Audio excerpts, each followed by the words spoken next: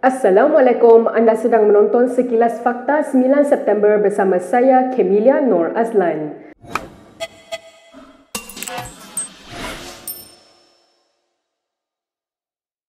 Speaker Dewan Rakyat Azhar Azizan Harun wajar mengkaji semula keputusannya mengenai status Najib Razak sebagai seorang ahli parlimen. Ahli Parlimen Pasir Gudang Hassan Abdul Karim berkata, jika dibaca perkara 481E Perlembagaan Persekutuan, jelas Najib sudah hilang kelayakan. Katanya dalam satu kenyataan, biarpun Najib ada memfahamkan permohonan pengampunan kepada Yang di-Pertuan Agong, tetapi prosiding pengampunan diraja itu belum didengar dan lembaga itu bukannya mahkamah. Kata Hassan, dari segi undang-undang, sabitan kesalahan Najib dalam SRC adalah kekal dan hukuman penjara 12 tahun Najib berkuat kuasa sekarang. Azhar dalam kenyataannya semalam menerima dokumen tambahan dengan memutuskan kedudukan Najib masih kekal sebagai ahli parlimen pekat. Beliau berkata tidak ada dinyatakan dalam Perlembagaan Persekutuan jika seseorang ahli parlimen merayu kepada lembaga pengampunan diraja atau memohon semakan mahkamah, kelayakannya sebagai ahli parlimen tetap kekal. Sementara itu, bekas Perdana Menteri Najib Razak menarik balik saman pendakwaan salah terhadap kerajaan Malaysia. Dengan langkah itu, bekas Peguam Negara Tommy Thomas kini menjadi satu-satunya defendant dalam saman sivil itu. Semasa prosiding Mahkamah Terbuka di Mahkamah Tinggi Kuala Lumpur pagi ini, Peguam Plaintiff Firoz Hussein Ahmad Jamaluddin memberitahu bahawa saman terhadap kerajaan ditarik balik. Pada 26 Oktober 2021, ketika pentadbiran Kerajaan Pakatan Harapan, Najib menyaman Thomas dan kerajaan atas dakwaan membuat pendakwaan salah. Najib mendakwa berlaku pendakwaan salah dalam kes 1MDB, International Petroleum Investment Company IPIC, 2 kes salah guna kuasa dan pengubahan wang haram bawah Akta SPRM 2009. Saman itu bagaimanapun tidak melibatkan SRC International Sdn Bhd yang beliau didapati bersalah menyeleweng dananya. Menurut salinan penyataan tuntutan itu, Najib berkata Thomas melakukan penyalahgunaan proses dengan niat jahat dan cuai. Kita ke perkembangan berikutnya. Polis masih giat menjejaki ahli perniagaan dalam buruan Low Teck Joe yang juga dikenali sebagai Joe Low. Polis juga meneliti kesahihan segala maklumat diterima berhubung keberadaannya di negara asing. Dalam satu kenyataan, Ketua Polis Negara Agri Sani Abdullah Sani berkata pihaknya telah memohon dan memperolehi notis merah daripada Interpol terhadap Jolo pada 2018. Katanya sebanyak 195 negara anggota Interpol bertanggungjawab untuk menyalurkan maklumat bagi proses permohonan ekstradisi terhadap Jolo. Bagaimanapun katanya setakat ini, permohonan ekstradisi itu tidak dapat dibuat memandangkan tiada negara ahli Interpol yang mengesahkan keberadaan Jolo di negara mereka. Katanya polis juga sudah memfailkan 13 pertuduhan di mahkamah terhadap Jolo walaupun tanpa kehadirannya membabitkan 1MDB.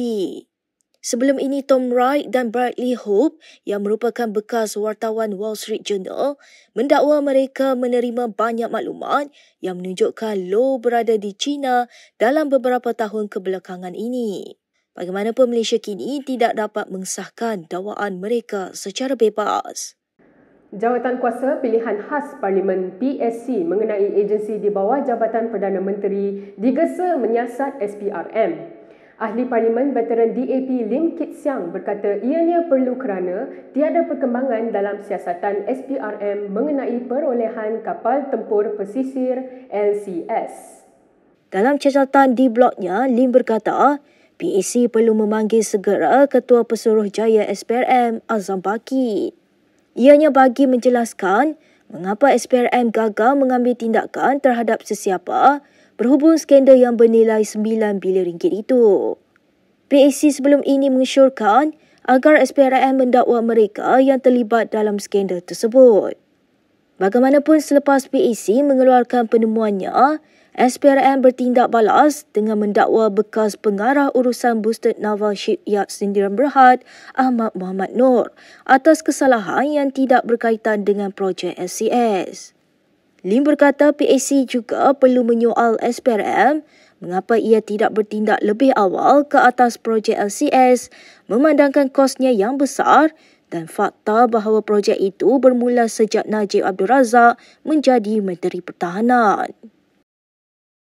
Adun Seberang Jaya Afif Bahardin sedia bertanding di Shah Alam Selangor atau Permatang Pauh, Pulau Pinang sebagai calon parlimen pada PRU 15. Afif berkata dia dilahirkan dan dibesarkan di Shah Alam dan aktif berpolitik di sana walaupun sudah 2 penggal mewakili kawasan Seberang Jaya. Bercakap kepada utusan Malaysia, katanya tidak adil baginya jika dia tidak menabur bakti di kampung halamannya. Afif berkata kepimpinan Bersatu telah dimaklumkan mengenai hasratnya untuk dibenarkan mempertahankan kerusi Seberang Jaya dan diletakkan sama ada di Shah Alam atau Permatang Pauh. Afif mendakwa penyandang kerusi Shah Alam Khalid Samad tidak mempunyai idea baru dan sepatutnya memberi laluan kepada muka baru. Selain itu, Afif juga menuduh Ahli Parlimen Permatang Pauh Nurul Izzah Anwar tidak komited terhadap pengundinya. Pada 2013, Afif menjadi calon pertama merampas kerusi Dun Seberang Jaya daripada Barisan Nasional. Berita seterusnya, tiada rundingan rasmi antara PAS dan UMNO bagi menghadapi PRU 15, kata Pengerusi Perikatan Nasional Muhyiddin Yassin. Muhyiddin berkata perkara itu berdasarkan penjelasan PAS pada mesyuarat Majlis Tertinggi PN yang dipengerusikannya malam Selasa. Dalam satu kenyataan semalam, Muhyiddin berkata, perbincangan antara dua parti itu adalah secara tidak rasmi dan tidak membabitkan pucuk pimpinan parti. Muhyiddin yang juga Presiden Bersatu berkata, tiada apa-apa kemajuan dicapai daripada perbincangan itu setelah UMNO membuat pendirian untuk tidak bekerjasama dengan PAS dalam PRU 15. Tambah Muhyiddin, PAS mengulangi pendirian untuk memperkukuhkan kerjasama dengan parti anggota dalam PN. Ketika muktamar tahunan PAS di Kedah minggu lalu, Setiausaha Agung PAS Taqiyuddin Hassan mendakwa wujud rundingan tidak rasmi antara parti itu dan pimpinan UMNO tertentu bagi membincangkan kerjasama dalam PRU 15. Beliau berkata pimpinan UMNO terbabit mempunyai jawatan dan kedudukan serta boleh mengesahkan perkara dibincang kedua-dua parti. Berikut beberapa lagi ringkasan berita untuk hari ini.